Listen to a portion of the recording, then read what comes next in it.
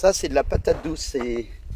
C'est impressionnant. Nous, dans nos terres à nous, les patates douces, elles vont devenir de plus d'1 kilo, sans eau, sans aucune humidité.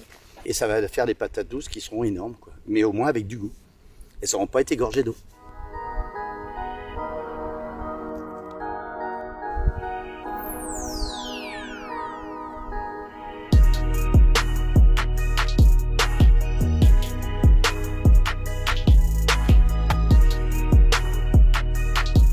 On n'a jamais eu d'eau, on a foré jusqu'à 115 mètres de profondeur, on n'a pas d'eau.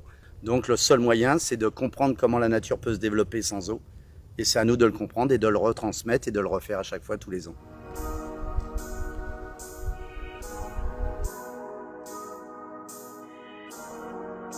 Comme on ne peut pas donner de l'eau par en surface, nous, on la fait remonter de par le sol.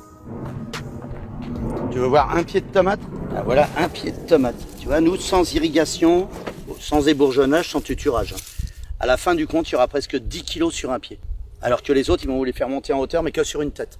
Ça va reformer des racines qui, quand ils vont toucher le sol, vont s'enraciner, ce qui va permettre de donner encore plus de puissance aux pieds de tomate. Alors qu'en les ébourgeonnant, en les montant en hauteur, ils ne prennent uniquement que ce qu'il y a autour du système racinaire. C'est pas la chaleur qui fait peur aux tomates. Ça, il n'y a pas de problème. La tomate vient d'un pays chaud, le Mexique. C'est un pays où il fait souvent 40 degrés. Les oignons rouges, pendant la cuisine, pour mélanger avec de la salade ou avec des viandes. Nous, il y a longtemps qu'on a la solution. La différence, c'est que la solution qu'on a apportée aux paysans, on leur a donné de l'eau, on leur a donné de l'engrais, on leur a donné des pesticides. C'est-à-dire, on leur a mâché le travail, on les a rendus feignants, on les a pas rendus courageux, on les a rendus feignants.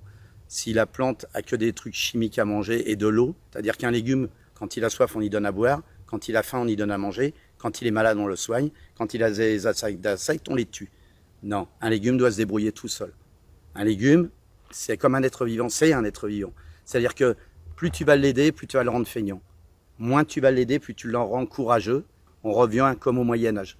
C'est-à-dire on revient au départ de la nature. On la laisse se débrouiller par elle-même et on y arrive. Hein. On y arrive, la preuve, on y arrivera sûrement mieux que ceux qui vont irriguer, traiter et mettre de l'engrais. T'entends toutes les abeilles qui travaillent. Tu les entends? Il y en a un paquet, il y en a partout. Regarde-les. Là au moins, et les bourdons terrestres.